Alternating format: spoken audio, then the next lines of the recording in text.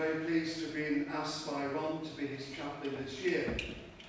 Our parish priest of Our Lady is Aspel, Hay and Blackrod, and also cover for Holy Family New Springs. On Sunday, Pope Francis declared a new saint for the Catholic Church, an amazing human being, one of the leading lights of charity and sheer goodness of the 20th century, Mother Teresa of Calcutta. She said that she wanted to do something beautiful for God.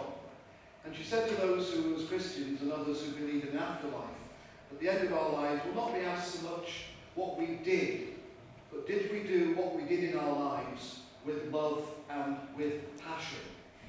I do hope that you as councillors do what you do for all of us in Wigan with love and with real passion. A short prayer. God our Father, may all of life's experiences lead us to grow as people who always put love and passion in all that we do. May we live in such a way that our attitude and words and actions reflect to all people their own value, dignity and self-worth, helping people to feel wanted and appreciated for who they are. Amen. Have a good and successful meeting. Thank you, Father. Please.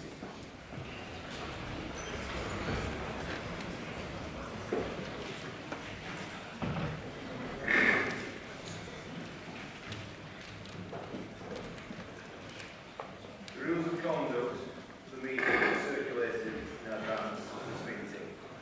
Copies are on your seat. Any apologies for absence, please? Excuse me, Mr. Mayor. I'd like to speak before we start. Sorry, Councillor, we can't speak. Well, I think it's very important. I've asked for an apology off Town Hall for outrageous behaviour in sending Sorry, Councillor. Sorry, Councillor, it's not the time or place to do it. I think it is. I'm sorry, but I think it is. It's a very serious matter, this.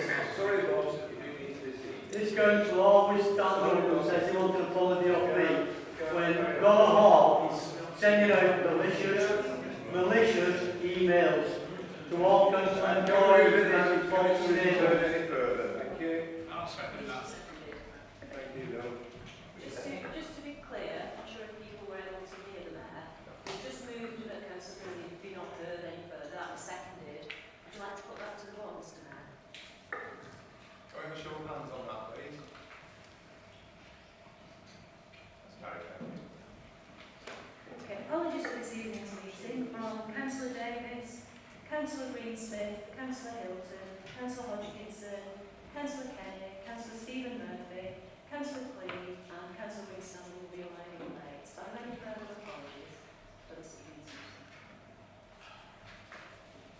Okay, thank you. Number 2, minutes of the meeting held 30th of July 2016.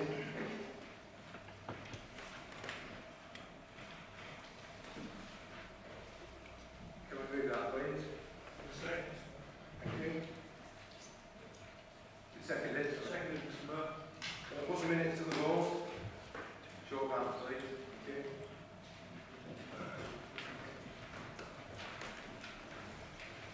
Come on to number 3 next.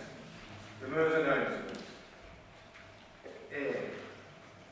Rio Olympic medal winner for the borough. On behalf of the council, I'd like to formally congratulate all the athletes that represent our country so magnificently at the Olympic Games in Rio. I would like especially to thank Jan Liddy of Aspel, who won the silver medal in the Rugby Sevens tournament. So congratulations. In Bloom Awards, the Royal Horticultural Society judges from North West in Blue and Britain in Blue were out in Wigan in July and August respectively.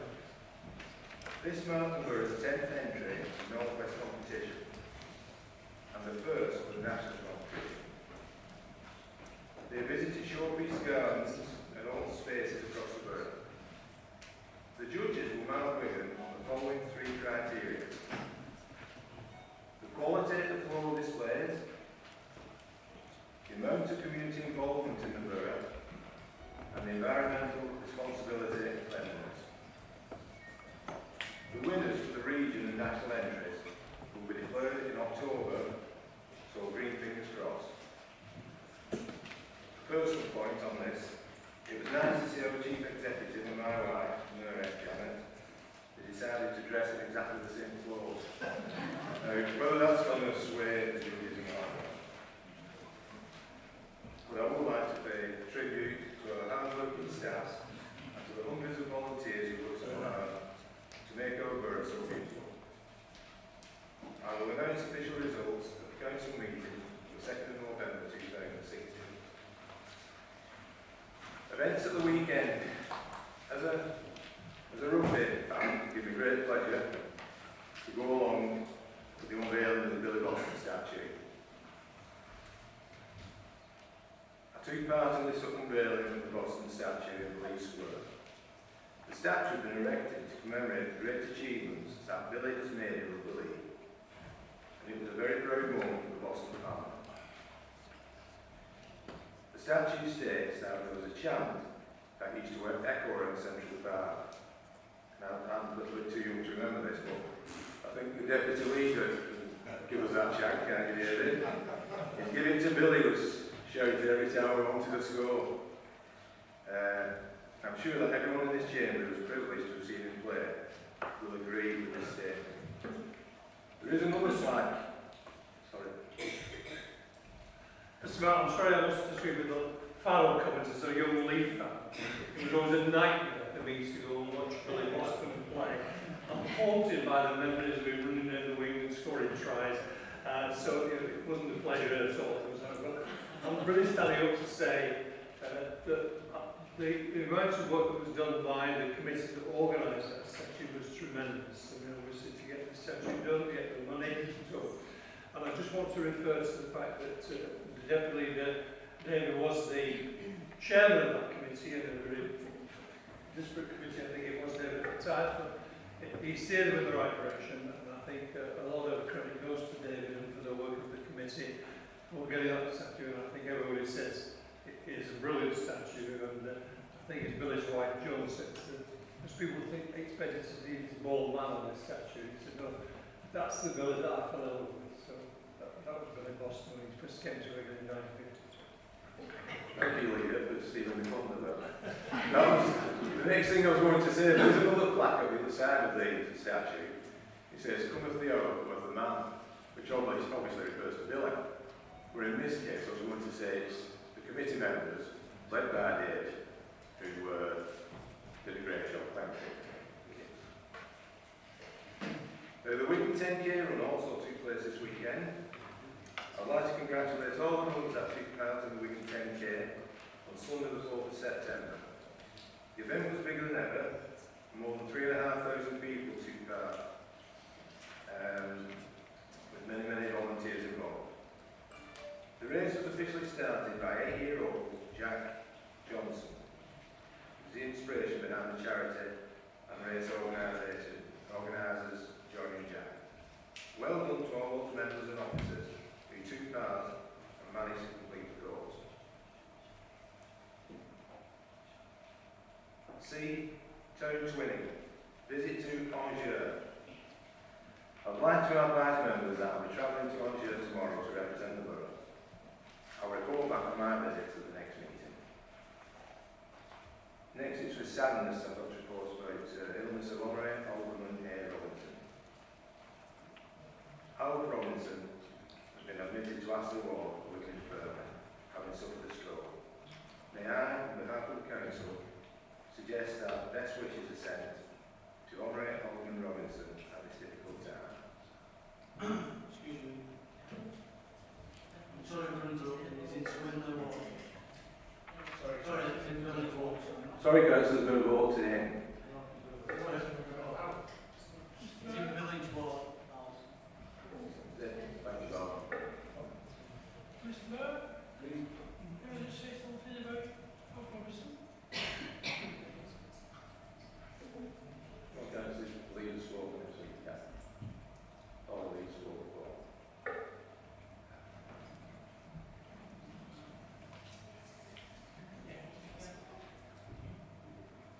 I'm suffering from last week. Thank you, Mr. Mayor. We're brief. I'm very sorry to hear about Alf Robertson. He said that he's had a stroke. Yeah.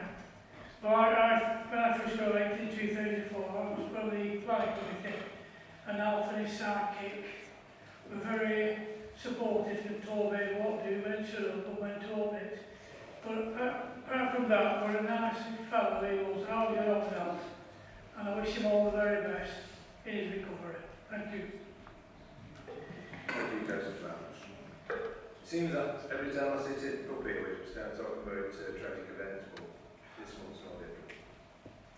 It's with deep regret that since our last meeting there have been further tragic events worldwide, including the terrorist attack in Nice, France, the rail tragedy in Bari, Italy, police officer shot in Baton Rouge, America, and the devastating earthquake northeast of Rome, Central Italy. I've written to express the Council's condolences for the serious loss of life in each case. And all those present, please stand for a moment to mark our respect.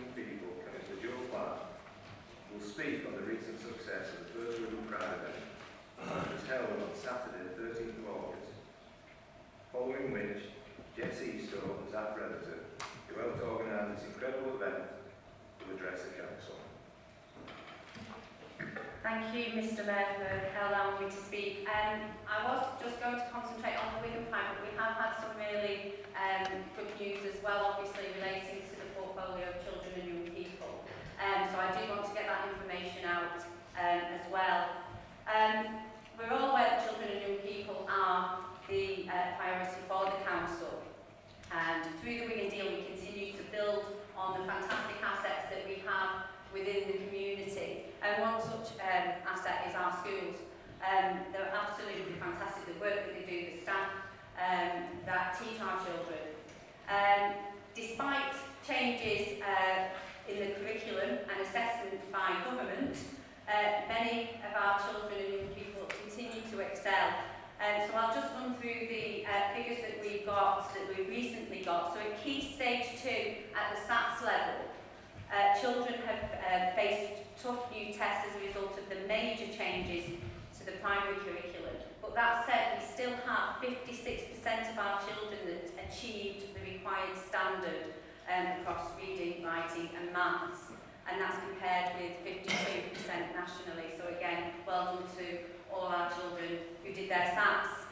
At Key Stage 4 GCSE level, in comparison to last year's measure, because government have changed the measures as well, but in comparison to last year's measure, we have seen an increase of children and young people receiving at least 5 A stars to C, from 58% last year to a whopping 61% this year. So again, absolutely fantastic news, and all credit to schools and teachers and staff. Well, yes, I was going to come to that. But for me, I think the greatest achievement has come from our looked after children, where 24% of our looked after children have achieved 5 or more GCSE grades. And this is a huge huge leap from 6%, which was from last year. So well done to all children and young people who took part in SATs and GCSEs. I think all credit to them. Mr Mayor, as you know, the deal principles and the way we work are important to this council. Our communities taking charge to organise and support each other is something that we, as councillors and as a council, we all value. One way we have achieved this is through the Wigan Pride event. This has been about our young people. They came forward and organising an event which acknowledges, supports and celebrates our LGBTQ community. This event wasn't about the council taking charge. We weren't taking charge of this. This was all about them. We've had some fantastic feedback. We've had national and international recognition. We've had an increase as well for people obviously wanting to be part of the BU plus group and the BU group that we support here at Council. Mr Mayor, I'd like to record my thanks to all those involved, including our BU group, and of course our voice and engagement team, and I would like to say a really special thanks to Scott and Elaine who have put so many hours into Wigan Pride. I'll extend my thanks to everyone involved in that. The partners that were involved as well in making this event a success, they need to be thanked as well. They have all come together to make a real change to the borough, and for me, that's what a real social movement is about. I'd like to take this opportunity now to introduce Jess and Zach, and Mr Mayor, with your permission as well, if I could present Jess and Zach with a little gift, a token gift from the council before they speak. Thank you very much. Thank you, Mr Mayor.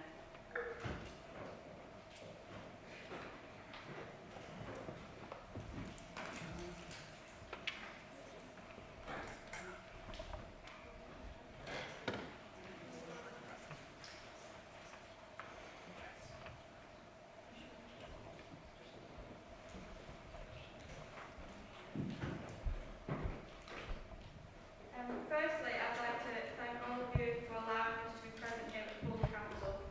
I'm Jess and Zach. We're the co-founders of BU Plus, the LGBT support and engagement group for over 18s in Wigan and Leigh. We were both also part of the project leaders for Wigan Pride. As well as BU Plus, we both volunteer at BU, the local youth voice and engagement group, and various other places we can volunteer, such as for mental health groups, charities and campaigns for equality and diversity. So in short, it's safe to say that we're both quite busy and passionate about what we do. We are here today to thank you all for supporting Wigan Pride, especially in regards to the Pride to Borough funding, which the majority will be donated to help fund badges and the campaigns. The support from Council had enabled our team as young as 13 to collaborate and work with partners who are all adults. The opportunity has empowered BU and BU Plus to speak to an array of companies and professional bodies within the borough, such as the Council, the NHS, the CCG, Wigan League Housing, Greater Manchester Police, the LGBT Foundation and representative members of nearly all political parties across the borough. Without the continued support from agencies like the Council, we feel the voice of younger generations is often ignored and misinterpreted by adults, especially in regards to people in a minority group.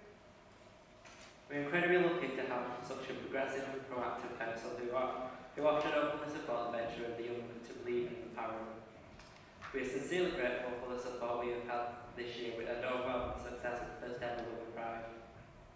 We do very much hope you will continue to support us in the future with Wigan Pride 2017. We are currently establishing a committee and looking at fundraising opportunities to engage the community in our work. If you want to join us, you're more than welcome. We are very inclusive of all, and that is our aim of our work: inclusion, engagement, equality and diversity. We additionally need to give thanks to all the councillors and council staff that sat on our committee, including James Grundy, Keith Cunliffe and Joanne Clark.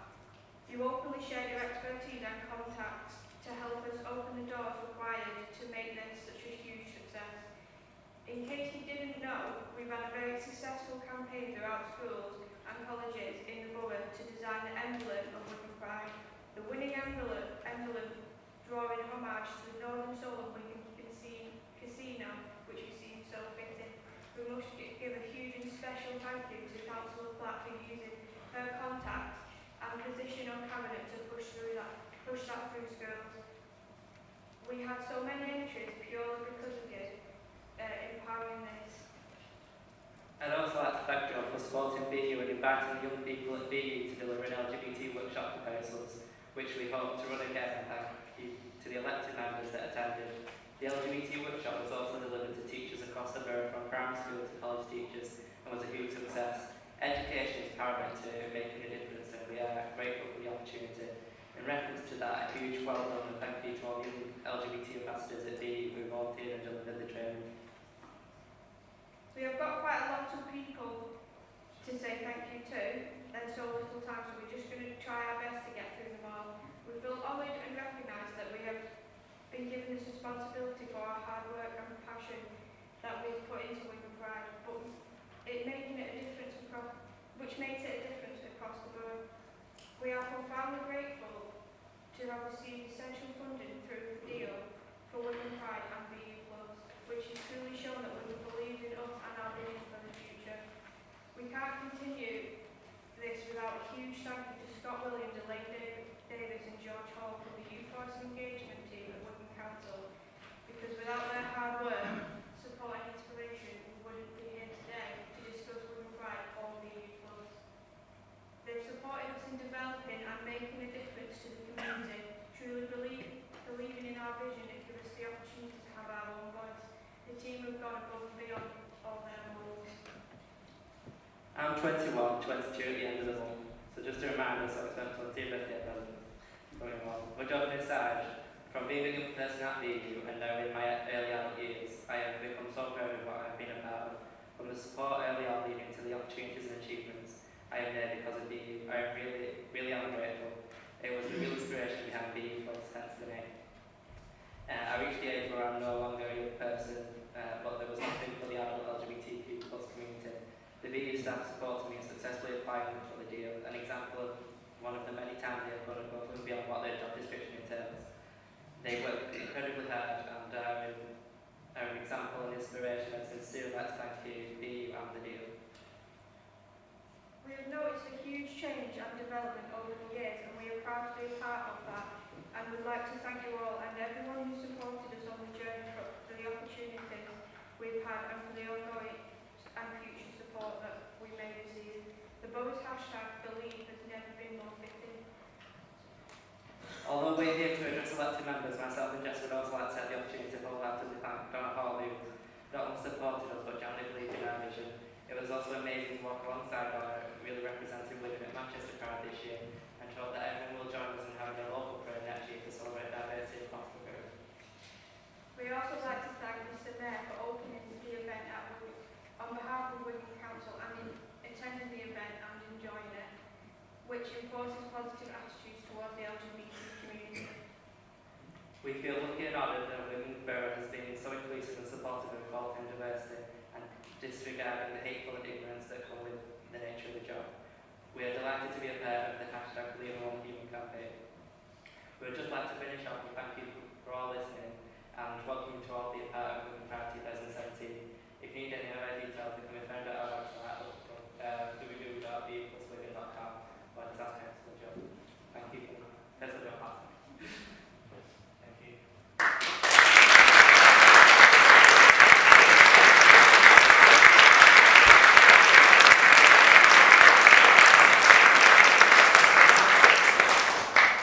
Mr. Mayor, can I firstly obviously congratulate Jess and Zach on their presentation and the pride which they did it, which I think is really important. We certainly do back it. And I just want to say that we do support young people. It's good to see the youth cabinets and the Gallery tonight.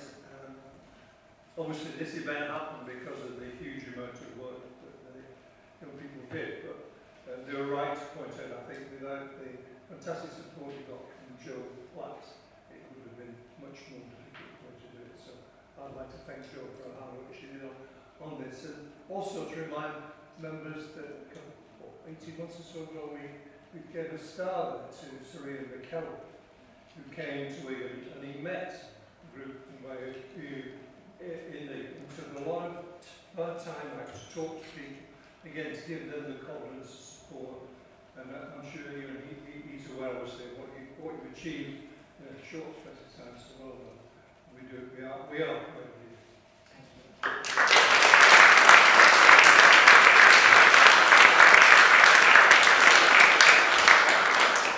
Thank you, Leah. You don't have to go through all, you know.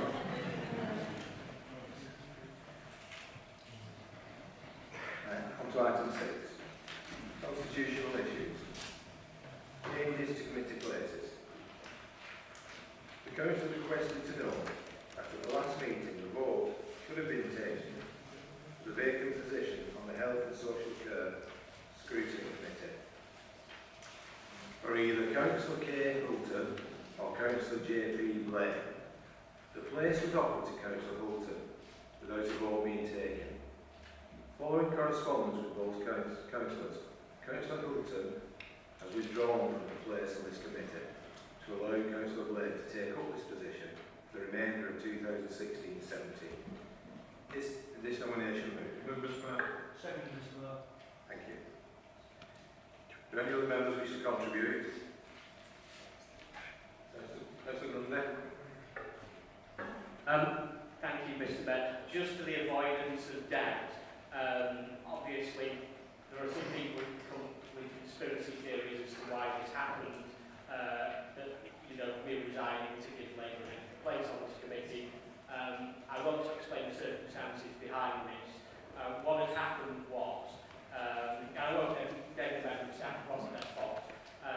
Councillor Hulton had been put forward by Councillor Winstanley, and Councillor Blake had been put forward by the Labour Group. Unfortunately, the member of staff Councillor Blake's nomination went to was away at the time, and so therefore it appeared that no nomination got in from the Labour Group, even though the email had been sent and was there and was in effect a valid nomination. And so therefore both the last council meeting was taken in error. The group discussed it. We could have sort of been difficult over the issue and insisted that we could get the place because the vote had been taken. But in all honesty and fairness, had a vote taken place with Councillor Blake's valid nomination been on the paper at the last meeting, I think it's fair to say that Councillor Blake probably wouldn't vote. And on that basis, in the interest of fairness, we decided that it would be unfair to take up this position on the basis of a false premise. And so that's why we acted as we have. We don't behind the scenes, funny business. This is the reason why this has happened. So I just wanted to make that clear before any conspiracy theories start to say. Thank you very much. Thank you, Councillor. All those in favour of accepting that, please show. Anyone against? Any abstentions?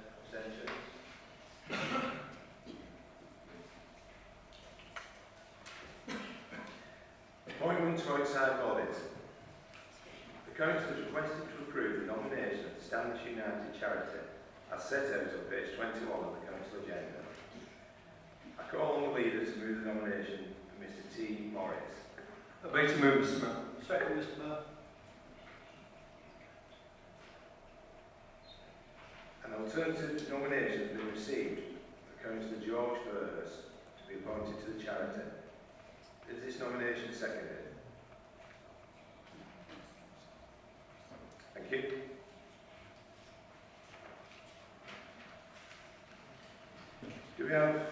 As we have two nominations for one vacancy, Council are required to vote on each nomination. All those in favour of accepting the nomination of Mr. T. Morris, please show. Thank you. All those in favour accepting the one for George Burris, please.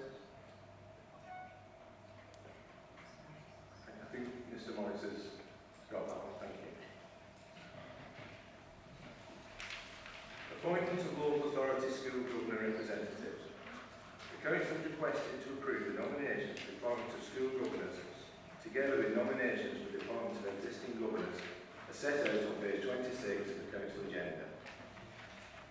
Are the nominations and reappointments moved? To move, Mr. Mayor. Like to second, Mr. Mayor. Thank you. Do any other members wish to contribute? Leader, do you wish to sum up? All those in favour? Thank you.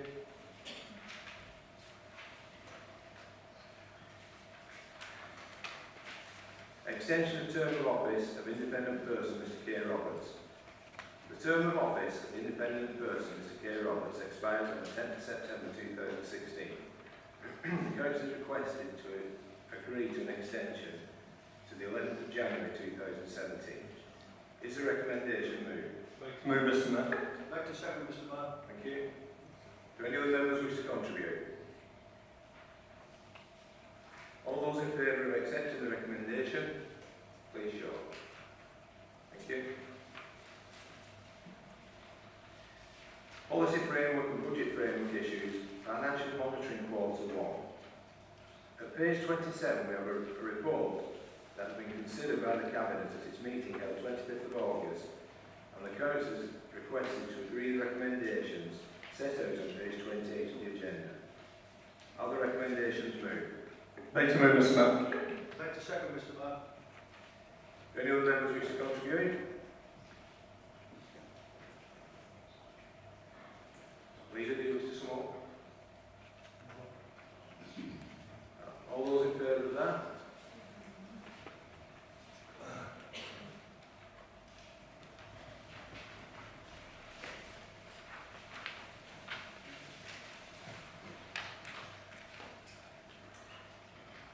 There are no questions and comments on the deliberations of Cabinet and committees. Notice of motion. A motion has been submitted by Councillor Cullen as set out on page 52 of your agenda. And I will remind Councillor Cullen that he does not need to read out this motion. Councillor Cullen. Thank you, Mr. Mayor. I've studied the motion that it's an injustice. My personal feeling is what's gone on is an absolute scandal. I've been involved in this campaign since 1999, and it's ebbed and flowed throughout the years. Wigan, of course, is a town that was heavily involved in the mining industry and coal mining. And at its peak, over 30,000 people in this borough were employed in the mining industry and coal mines. The last coal mine in this borough shut in 1992, Bickershaw College shut in 1992, that was the last pit. But because of the number of people that were linked to the coal industry, that were miners, many thousands of people in this town worked in the mining industry and paid into the miners' pension fund. So in 1994, when the government privatised British Coal, there was concern at the time around handing pension funds over to private investors. And recent events around the big HS, Philip Green, you know, these concerns are still going on. So the government set up a standalone trust of 5 appointed and 5 elected members to manage the miners' pension scheme and the smaller, which is called salary stat scheme. So at that time there were 400,000 beneficiaries of the miners' pension scheme. And the government agreed at the time to underwrite the scheme. They guaranteed that the miners' pensions would be paid. But in return for that, the Coal Industry Act 1994 says the government, the Treasury, will take, in return for that guarantee, and the actual wording in the Act says, not more than half of the surpluses. And every government, so I'm hoping for unanimity here, every government, the Conservative government, the Labour government, the Coalition government, and the current Conservative government, have continued to take 50% of the surpluses out of the miners' pension fund into the Treasury. Since 1998, that's that's grown to £3.3 billion taken out of the miners' pension fund when miners in deprived areas and areas like this paid in. It's estimated that there are even future great gains for the Treasury, and it's likely to end up around £8 billion taken from the miners' pension fund and straight into the Treasury. The Treasury is treating this as a cash cow. Like I say, I've been involved in this campaign since 1999. And in 2002, the government made a small allowance and gave £90 million towards those, an additional £90 million towards those pensioners who were on particularly low pensions. And so by 2002, the government and the board trustees, they call the trustees of the management, had agreed that they would look at the share. A study by some financial consultants on the assets and liability indicated that the true risk to the government was round about 15 to 20%. So the guarantee was worth something, but it was worth about 15 to 20%. Yet still, every single government took 50%. And then in 2002, they said that, they said they'd look at it. And what happened then was, in 2002, the stock market dropped, and it died a death. And so the campaign re-energised in early 2008. And there was an early day motion from MPs, 120 MPs signed an early day motion asking for it to be re-looked at. In 22 years, in 3 years, 2002, 2008 and 2011, the scheme was in deficit. But never enough for the government because the assets of the scheme were sufficient to cover that. So in 22 years, the government have paid out not £1 penny, but taken that out. And it's a scandal that miners on low pensions and areas like this should be giving the Treasury what could be up to £8 billion. And there's those 200,000 pensioners get older and older and older and die off. The liabilities are not increasing, they're decreasing year on year. And the question I'd like to ask is, when the last miner, the last beneficiary of the pension scheme, what happens to the assets that are in the scheme that are currently around £10 billion and growing? Part of our campaign was the money should be used to enhance the pensions of the miners. It's their money. It's the miners' money. We said at the time in the Industrial Community Alliance, but perhaps we should put some of that money that's going into the Treasury into areas like ours for growth and economic development. The NUM at the time said, you can go. That's our money we paid into our pension scheme. Right. So I think now the time is right. Parliamentary, all-party parliamentary Coalfield Communities Group is pushing for the Public Accounts Committee to have a look at this and to look at the discrepancy and the injustice. Now I don't know whether it's right that the Public Accounts Committee should look into it, but I think it's right that this issue should be raised again, because this is taking money from miners who contributed into the pension scheme, and the government are using it as a cash cow. And for me, I don't see any difference between governments that do that and Robert Maxwell and Sir Philip Broom who rate the pension schemes of the companies that they run. Thank you.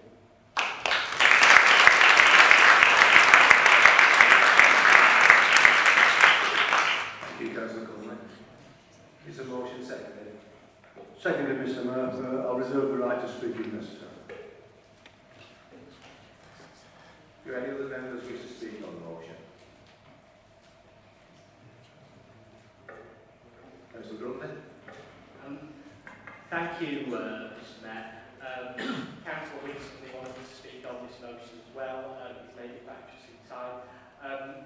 It may surprise you, but actually when you refer to Pickershaw Colliery, a number of members of my family worked at Pickershaw Colliery. They're no longer with us, but if they were, I suspect they would feel quite exercised about this issue. You've been very fair-minded in your discussion of the issue. You made it clear it's happened under governments of both colours and coalition as well. We discussed it as a group. Basically, our view was that we would support this motion as the Conservative group, and we would certainly support the idea of it being looked at again. And so I shall be brief on the issue. That's all I'm going to say. Have our support. We shall see what the hopefully they come back with. Thank you. Thank you, Councillor Bromley. Anyone else wish to speak? Councillor Crowley, do you wish to sum up? I'd like to thank Councillor Grundy for that show of support, because I do think it's important.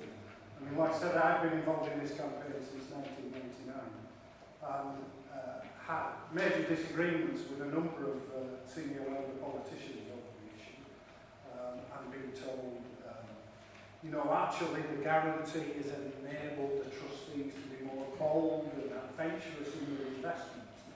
But I think the important issue is that the financial modelling indicated that 15 to 20% was more realistic. And the Act only says that the government can take not more than half. So there's no need for them to take 50%. And I think it's good if this council passes this motion unanimously, because it's not a political or party-political issue, as I've indicated. But we all represent the communities in this borough. Many of the people who live in our communities are beneficiaries of this scheme. And what we should be doing is representing their interests. And that's what we're doing as a former coal mining area, is representing the interests of our residents who have been robbed over the last 22 years by successive governments. Thank you.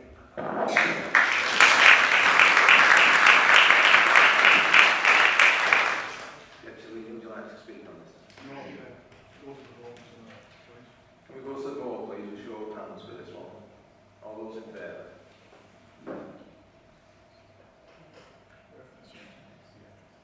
I think that's unanimous. Thank you very much.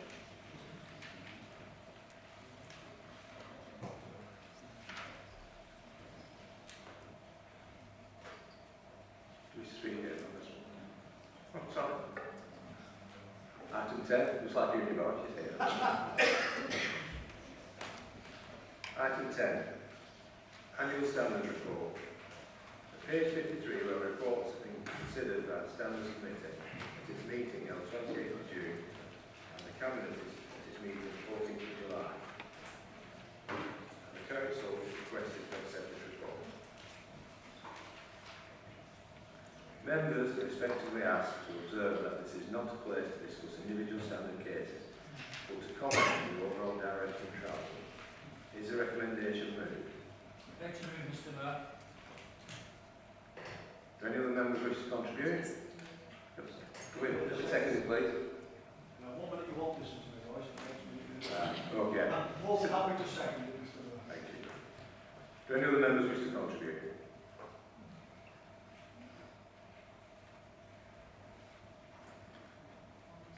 All those in favour, please show of hands. Anyone against? Any abstentions? Councillor Hallowell?